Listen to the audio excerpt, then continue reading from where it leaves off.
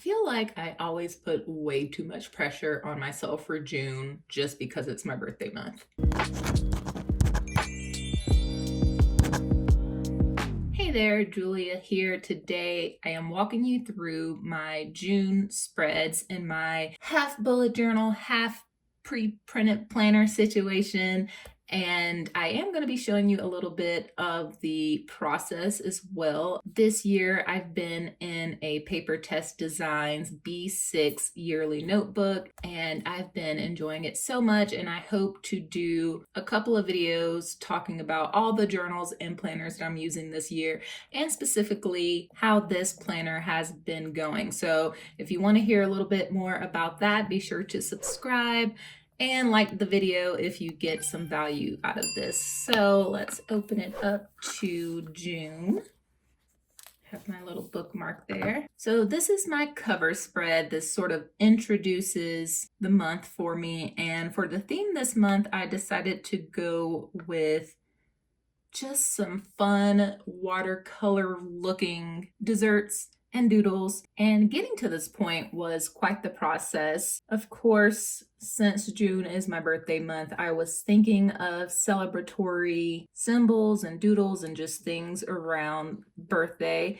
And I landed on desserts. And so doing some image searching just for some different desserts, I found a creator by the name of B Creates. I'll leave her Instagram for you down in the description, but I thought her work was super cool. I didn't find anything dessert related, but she did have this really cute like wine and like cocktail pattern that was like really simple but really fun. And so I just took the idea of that, and instead of using those wine bottles and corkscrews and things like that, I just made little desserts. And for this doodle, I used Caran d'Ache colored pencils, and I think this is the first time in this planner where I'm using color pencils.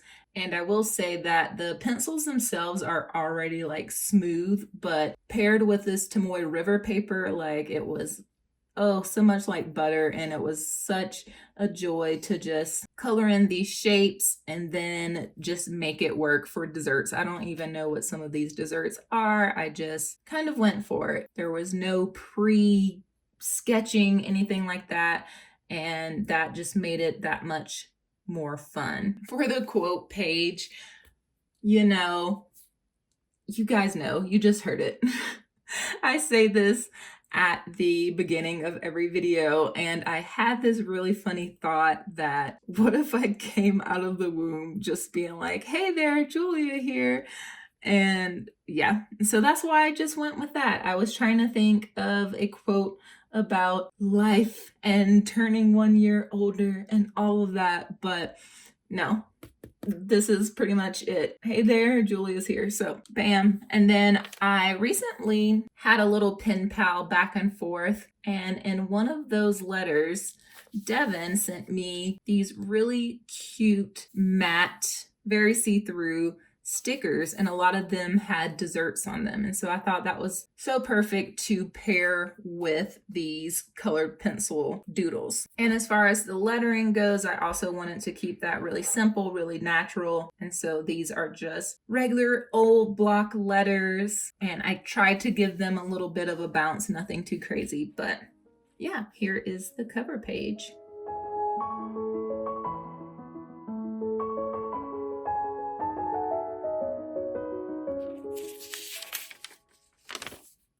Flipping over, this is the monthly calendar spread, and I'm definitely keeping the same vibe here. Still have that same lettering style here. These little tiny doodles I've placed around the lettering. And then for the day headers themselves, I started off taping this off so that it's a real crisp edge, and using fountain pen ink in here to color these in just because I like the variation you get here.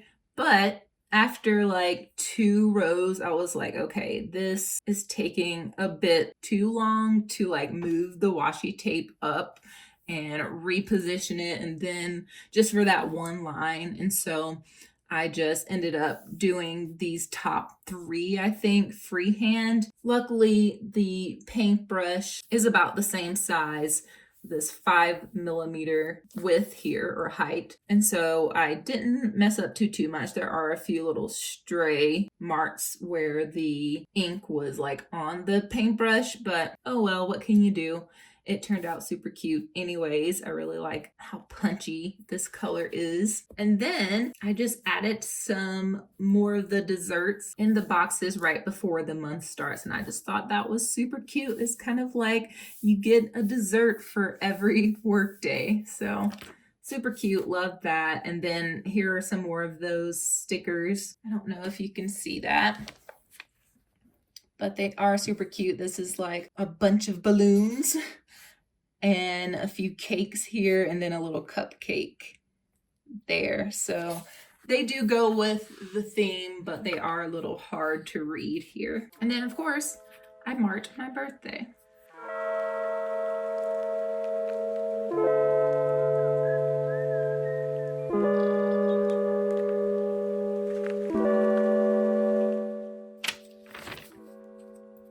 Flipping over, I'm pretty much leaving this spread the same as it was last month, just because I think that worked out really well for me. Over on the left here, I have a place to log any media, TV shows, movies mostly, that we've watched. I kind of want to add podcasts and which books I'm reading during this month, even though I do have a reading journal and all that. It'll be nice to see just the type of media that I consumed overall in a specific month. This focus forecast section is super helpful because at the beginning of the month, I look ahead and intentionally write down things that I want to do or that I see myself doing that month in regards to my yearly focus areas. And I think just setting that intention like off jump at the beginning of the month is really helpful. And then in my monthly log, I will write about the things that actually happen, typically in regards to the yearly focus. But I think this month I even want to try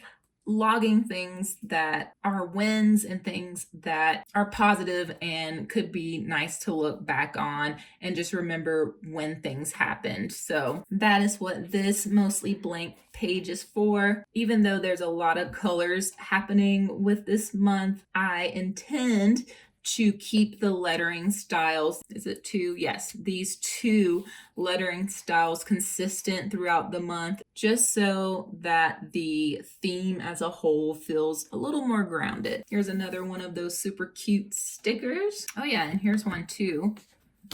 A little strip of it, and that is a little cupcake. Adorable.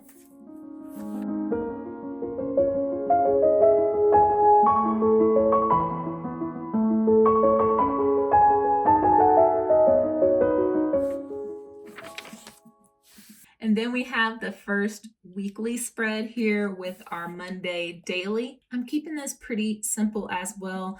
I always use this strip right here for weekly tasks. This is kind of like a task bank where if something comes in, I'm going to put it in mostly one of these 2 areas this week or later. The priorities for the week have already been set as far as work goes. We have a whiteboard calendar that we've started utilizing, and that kind of keeps our queue in check of what needs to be done in a specific week. I like to give myself about 3 main projects to work on for the week. That has been super helpful, just trying to find focus somewhere. So this is where those priorities go. If anything else comes in that I think that I can knock out during a week, I've been putting it in this week section. And then anything else that can be addressed either next week or even later down the line, I will put here. And sometimes some of these tasks can get done during this week, just depending on how things flow. But I love having this little later section just because I feel like it's like offloaded from my brain. Like, yes, I know it needs to get done, but I don't need to worry about it this week necessarily. So that's been really cool do recommend breaking down tasks like this so that a super long task list doesn't make you feel overwhelmed like it all has to be done right now. Again, same lettering styles here, little donut illustration down there, and look at this cute little whatever, little pie, chocolate pie cake thing. I used what was this, the Artistro white paint pen for this, and nothing else would work on top of these color pencils better than these Artistro paint pens. I will definitely leave those linked for you down in the description. I don't hear enough about them, but I will say right now that I like them better than the acrylographs. So yes, down in the description if you're looking for paint pens. But yeah, this is where I start my dailies. I've been having a lot of fun with my dailies, especially this last month. I will have a little section, of course, for tasks. And then, you know, sometimes I might put pictures in here. Sometimes I am writing a little narrative about something that happened throughout the day. And let's see if I can find a good example of one. Yeah, this is how my dailies have been turning out lately, and I've really been liking that. And yeah, I just kind of set it up as the week progresses.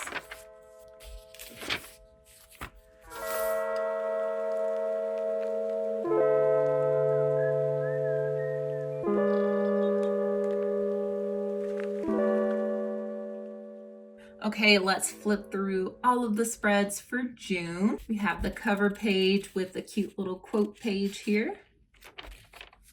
The monthly calendar where I'm pulling meetings and birthdays and things like that from my future log to put them in here. My media log. My focus forecast goes here, looking ahead for the month, and then my monthly log of any progress that I've made, any wins, they are tracked here. And then here is that first weekly spread. Well, let me know what you guys think of the spreads for this month. Let me know what you think of this task bank. How do you separate out your tasks when you have way too many? I do want to know. Always looking for new ideas, and I'm sure that other folks watching the video would love some new ideas for task lists. If you have any questions about my planning process for this year, now is the time to ask, because I am doing that video talking about this planner a little more in detail coming up soon, so please ask them down in the comments as well, and I will catch you guys in the next one. Thanks so much for watching.